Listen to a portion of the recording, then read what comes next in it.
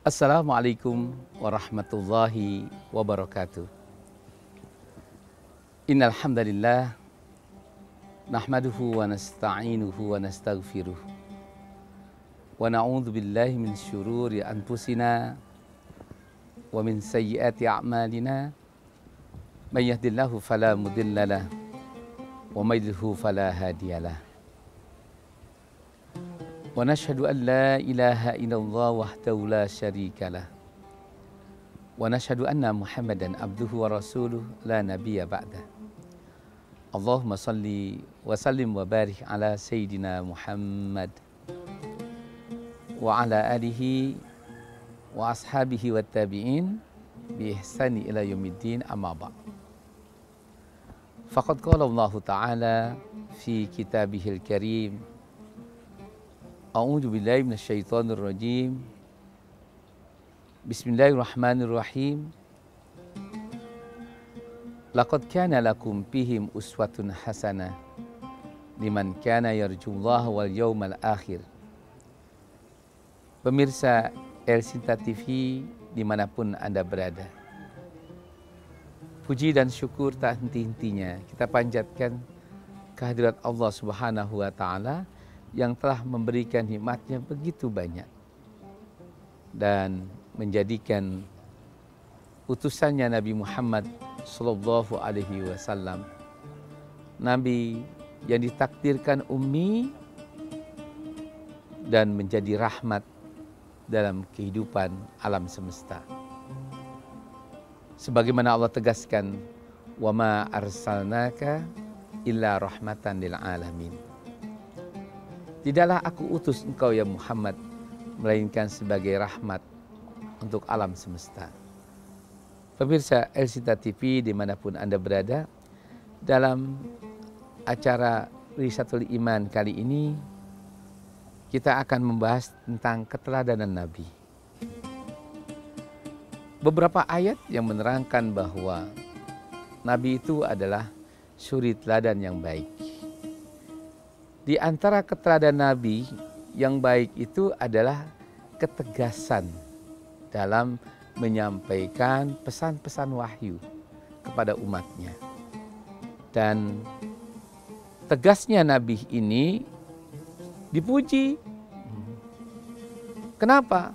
Nabi dalam menegakkan hukum memang sebatas yang Allah tegaskan, wa ma arsalnaka illa balagum mubin. Tidaklah aku utus engkau melainkan tugasmu hanya menyampaikan. Jadi setelah engkau sampaikan, jangan lagi kau pikirkan apakah orang itu menerima atau tidak.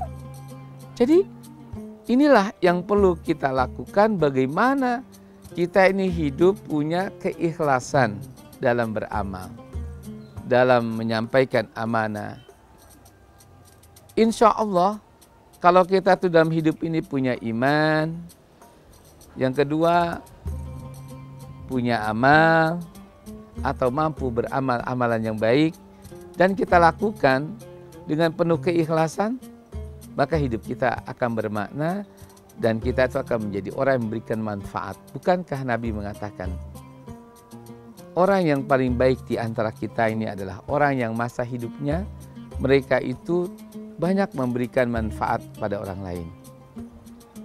Khairukum may yanfa'u linnas, kata Nabi. Nah, kalau kita lihat kehidupan Nabi sebagai rahmatan lil alamin, banyak contoh. Dari sejak Nabi itu kecil diurus oleh Halimatus Sa'diyah, di mana sifat-sifat kerasulan itu ada sejak kecil pada diri Nabi. Tadi seperti sifatnya yang jujur, tabligh, amanah, ya, dan cerdas. Juga di antaranya keteladanan Nabi itu, Nabi adalah pekerja keras atau hard worker. Kalau dalam bahasa Belandanya itu orang yang keras dalam bekerja. Nah, kita tahu al-mu'minul qawi ahabbu ilallah. Nabi mengatakan orang mukmin yang punya kekuatan lebih dicintai oleh Allah. Dan kalau kita ingin menjadi orang yang survive, punya kekuatan, ya, baik itu dalam kehidupan bermasyarakat, berpolitik, ya. Kita harus menjadi orang yang memiliki sifat yang mau bekerja keras. Ali radhiyallahu an menggambarkan tentang kehidupan orang mukmin yang saleh. Orang mukmin yang beradab. Kal usudu bin nahari wa ruhbanun bil laili. Orang mukmin yang dicintai oleh Allah itu kalau siang hari dia bekerja, ya, hidup layaknya seperti binatang buas yang akan menerkam mangsanya. Belajarlah kita itu. Kan wa inna lakum la ibratun ulil albab. Bagi kamu itu fil an'ami la ibratun li ulil albab. Dalam kehidupan binatang-binatang, binatang ternak sampai pada semut, nyamuk, anjing, sampai binatang babi. Itu dijadikan oleh Allah sebagai perumpamaan kehidupan bagi manusia. Nah, kita lihat di sini kata Ali, orang yang beriman, orang yang mengharapkan perjumpaannya kepada Allah Subhanahu wa taala, dia ingin menjadikan kehidupannya itu seperti layaknya mencontoh, meniru Nabi. Maka Ali radhiyallahu an menggambarkan kehidupan sosok Rasulullah dan para pengikut sahabatnya itu adalah orang yang siang hari, orang yang tidak pernah kelihatan capek dalam bekerja. Waruhbanun bil lail. Saatnya di malam hari, waktu di malam hari layaknya seperti para pendeta, para pastor yang tidak kelihatan tertarik dengan dunia. Nah, inilah yang perlu kita renungkan. Insya Allah akan kita teruskan pada berikutnya.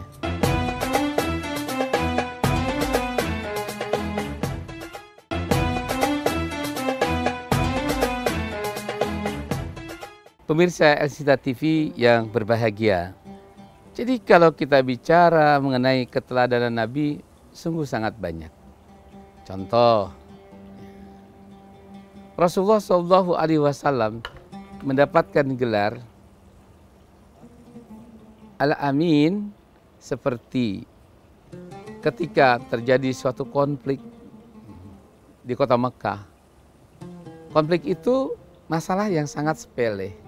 Siapa setelah terjadi pemugaran Masjidil Haram, artinya dipugar Masjidil Haram itu, lalu diturunkan Hajar Aswad itu.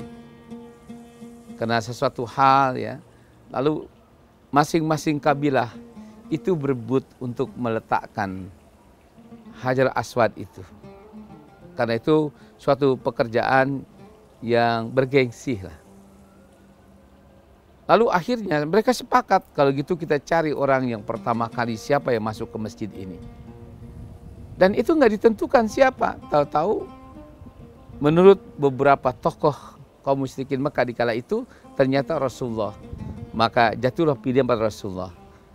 Ketika kabilah-kabilah itu sudah saling main sindiran, saling main pelototan lah istilahnya, maka tiba-tiba ya Rasulullah ketika diserahkan itu, orang menganggapnya pasti dengan tangan Rasulullah langsung dipasang ke tempat itu. Tapi tidak. Rasulullah mengambil sorbannya, menggelarnya, lalu dia angkatlah batu itu ke atas sorbannya, lalu semua kabilah-kabilah yang berseteru di kota Mekah itu yang berebut ingin meletakkan Hajar Aswad itu disuruh memegang pinggir-pinggir sorban itu. Lalu diangkatlah rame-rame, digotong mendekati sampai tempat Hajar Aswad yang ada saat ini. Begitu sudah mendekat, lalu Rasulullah letakkan ke tempatnya. Semua mengatakan ini baru adil. Nah, itulah contoh keteladanan Nabi. Jadi tidak hanya memikirkan keangkuhannya, tapi Nabi itu memang keteladanan Nabi itu, Nabi selalu mengajarkan kita hidup ini memperhatikan lingkungan kita, ya, menjaga perasaan orang lain dalam menegakkan hukum, begitu pula dalam bertetangga. cobalah kita amati dan kita pikirkan. Nabi Muhammad SAW bersabda, la yadkhulul jannah hatta yukrimu jarakum. Tidak akan kamu bisa masuk surga sampai kamu bisa memuliakan tetanggamu. Itu kan artinya keteladanan Nabi itu, Nabi sangat akrab, sangat dekat, sangat familiar dengan lingkungannya. Sampai jaminannya surga, menjaga kerukunan antar tetangga itu. Justru kita lihat sekarang rumah-rumah sekarang ini tidak lagi berwawasan Islam, tidak lagi mengindahkan contoh Nabi yang menjadikan tetangga itu adalah tolak ukur keimanan, ya, sehingga kedekatan sesama tetangga itu harus dijaga. Nah, sekarang kita ini tinggal masing-masing yang membuat justru pagar rumah yang tinggi-tinggi. Alasannya karena tidak ada keamanan. Nah, tidak adanya keamanan itu tidak harus kita melabrak hadis Nabi. Pasti apa yang diucapkan oleh Nabi itu kan wahyu. Wa ma yantiqu anil hawa in huwa illa wahyuha. Bagaimana kita akan mendapatkan jaminan keamanan kalau satu sama lain tetangga itu tidak saling care, tidak saling peduli, tidak saling mengenal, tidak saling melindungi, tidak saling menjaga. Kan syarat untuk membangun ukhuwah Islamiyah atau persaudaraan, ya, itu adalah satu, kita saling mengenal, ta'aruf. Yang kedua, tafahum, kita saling memahami kondisi kita semuanya, dari mulai kondisi ekonomi, kondisi fisik kita, dan begitu pula kondisi emosional kita. Dan yang ketiga, harus ada dasar yang dinamakan dengan ta'awun, untuk saling menolong, saling membantu, dan yang keempat, takaful, untuk saling melindungi. Jadi tidak mungkin kalau 4 tetangga itu semuanya tidur pulas, maling masuk. Pasti ada tetangga satu yang nggak bisa tidur. Nah, itulah tugasnya. Kalau kita ini sudah diikat dengan persaudaraan itu, maka begitu kita mendengar sedikit ada kegaduhan, kita langsung layaknya itu masuk maling ke rumah kita walaupun bukan di rumah kita. Itu secara logika. Kenapa Nabi mengatakan la yadkhulul jannah hatta yukrimu jarakum. Kamu tidak akan masuk surga sampai kamu muliakan tamu kamu. Di dunia kau tidak akan mendapatkan ketenangan, kebahagiaan dalam hidup rumah tanggamu kalau kamu itu tidak bisa menjaga hubungan tetangga dengan baik. Nah, ini dengan baik itu tadi 4 syarat yang sudah saya sebutkan, ya, itu akhlaknya. Pemirsa Alista TV, jadi ketika kita bicara keteladanan Nabi, oh, Nabi itu sangat dekat dengan tetangga. Jangankan tetangga sahabat yang dinamakan Khulafaur Rasyidin yang rumahnya dekat. Nabi itu mengerti, coba setingkat, umpamanya seorang budak yang telah menyatakan dimerdekakan masuk Islam, setelah itu dia mengabdikan diri di Masjid Kubah, meninggal. Nabi marah. Apakah karena dia seorang budak, lalu kau tidak beritahu aku? Dulani aina kubraha. Kalau begitu, tunjukkanlah kepadaku di mana kuburnya. Coba. Nabi itu dekat dengan tetangga, dekat dengan sahabat, bukan sebatas hanya diucapkan di lidah, bukan sebatas lip service. Tapi perilakunya, perbuatannya. Kita jaga hak-hak tetangga tadi itu yang 4, kita saling melindunginya. Tapi kita tunggu sejenak ini sampai kemudian kita teruskan.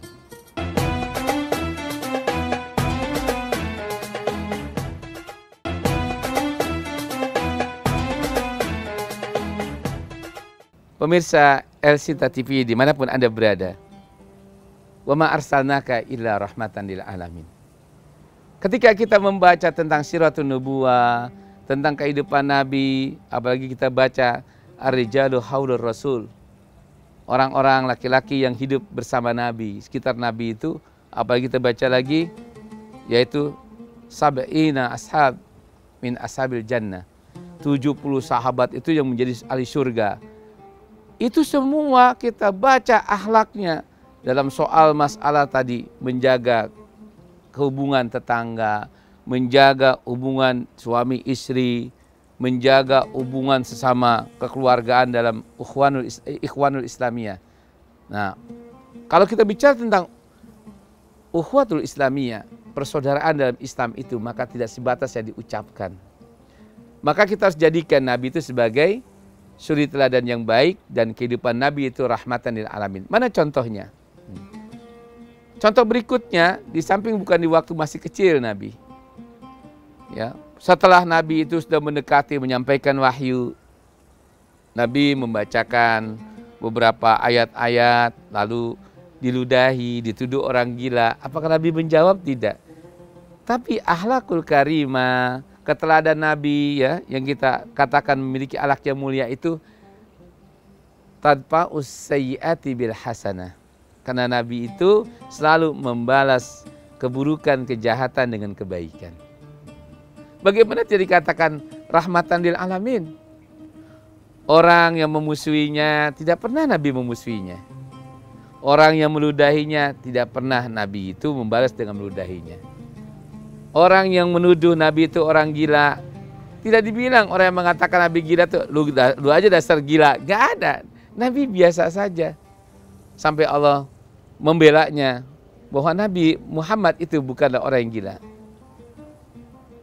Nah, inilah kita lihat, mampukah kita mengendalikan diri kita. Maka ketika kita bicara uswatun hasanah, di antaranya adalah kesanggupan Nabi itu membalas kejahatan dengan kebaikan. Kenapa begitu? Apakah kita tidak bisa? Oh, ayat itu kan sudah diamanahkan oleh Allah. Allah sudah tegaskan, barang siapa yang beramal amalan yang baik, maka itu kembali pada dirinya. Barang siapa yang berbuat amalan yang buruk, itu akan kembali pada dirinya. Nah, ini kalau kita lihat surat Al-Isra ayat 6. In ahsantum ahsantum li anfusikum wa in asatum falaha. Jika kamu berbuat baik, maka kebaikan itulah yang akan kau dapati. Tetapi jika kamu berbuat amalan yang buruk, maka keburukan itu pula yang akan kau peroleh. Ngapain kalau orang berbuat jahat, berbuat yang buruk, toh itu untuk diri dia, kita mau balas buruk lagi.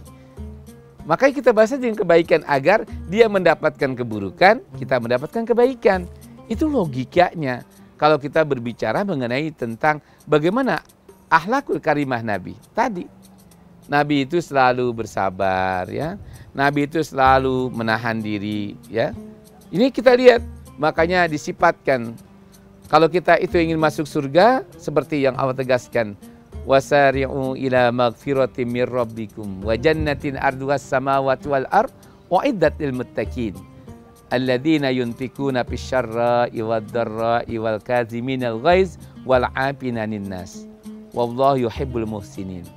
Segeralah kamu menuju kebaikan, pengampunan yang datang dari Allah. Jika engkau diampuni, kau akan menempati surga yang luas langit bumi. Nah, bagi siapa orang yang berimannya itu? Satu, orang yang sabar, menahan emosi. Maka salah satu sifat Nabi itu sabar.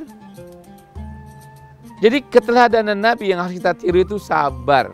Menghadapi apa saja sabar. Sampai para sahabatnya berteriak, ya Rasulullah, sampai kapan kita bersabar seperti ini? Apakah kita biarkan saja mereka itu mengusir kita, membunuh keluarga kita? Turun ayat, am hasibtum an tadkhulal jannah walamma ya'tikum masalul ladzina khala min qablikum masathumul ba'sa wad dharra wa zulzilu hatta yaqula rasul mata nasrullah ala inna nasrullahi qarib. Jadi kita lihat ukuran kesabaran Nabi itu ketika para sahabat Nabi, ya Rasulullah, sampai kapan kita sabar seperti ini? Lalu Allah menjawab, dibacakan oleh Nabi. Artinya ini menjadi sifat Nabi. Karena Quran itu adalah merupakan sifat Nabi. Apa kata Nabi? Apakah kamu mengira kamu bisa akan masuk surga? Belum datang ujian yang pernah Allah berikan itu kepada orang-orang terdahulu. Seperti kaum Ad, kaum Samud, kaum Soleh, ya. Siapa lagi? Kaum Nuh. Itu lebih dahsyat. Belum lagi bagaimana tentang Al-Hawariyin di zaman Nabi Isa alaihissalam. Nah, kita ini belum sesusah mereka yang telah ditimpa begitu kesulitan yang sangat mencekam. Wazulzilu hatta yaqula rasul. Sehingga iman mereka itu goncang. Datang kepada nabi mereka. Kapan kita ini berhenti untuk seperti ini? Serahkanlah kepadaku ya Rasulullah untuk mengambil tindakan. Tapi dengan turunnya ayat ini, maka itulah, apakah kesabaran ada batasnya? Tidak. Makanya Allah bilang, wasta'inu bis-sabri was-salah. Minta tolonglah kamu kepada Allah dalam menghadapi kesulitan. Satu, dengan berbuat sabar. Dan terus berdoa. Dan berdoa kepada Allah, kata Nabi, ad-doa'u silahul mu'mini. Berdoa itu baik di waktu kita aman maupun di waktu kita dalam bencana. Di waktu kita sedang mendapatkan nikmat maupun dalam keadaan kita diuji, dicoba dengan berbagai macam kesulitan. Maka bersabarlah dan berdoalah. Sesungguhnya Allah selalu bersama orang-orang yang sabar. Jadi kalau kita ini ingin mendapatkan pertolongan dari Allah, sebagaimana Rasulullah SAW selalu diberikan bimbingan, lindungan oleh Allah, bukan berarti hanya itu berlaku pada Nabi. Tapi kalau kita ini mencontoh kehidupan Nabi sebagai keteladanan bagi kita, pasti apa yang pernah diberikan oleh Allah kepada orang terdahulu, pada Nabi, diberikan pula kepada kita. Mengapa kita meminta ihdinas siratal mustaqim? Tunjukilah kepada kami jalan orang-orang yang memiliki pendirian. Orang pendirian itu kan adalah minan nabiyyin wasiddiqin wasyuhada'i wassalihin. Dari para nabi, orang-orang yang memiliki kejujuran, para syuhada, dan orang-orang yang saleh. Yang hidupnya, kata Allah, dalam penuh kebahagiaan. Maka kalau kita ingin bahagia, kembalikan hidup kita ini, jadikan Rasulullah SAW hidupnya sebagai keteladanan dalam hidup kita. Demikian, mudah-mudahan Allah Subhanahu wa Ta'ala jadikan kita umat Nabi Muhammad yang selalu berusaha menjadikan diri kita sebagai kehidupan yang dicontohkan oleh Nabi, dan semoga kita menjadi umat Nabi Muhammad yang sesungguhnya. Billahi taufiq wal hidayah. Wassalamualaikum warahmatullahi wabarakatuh.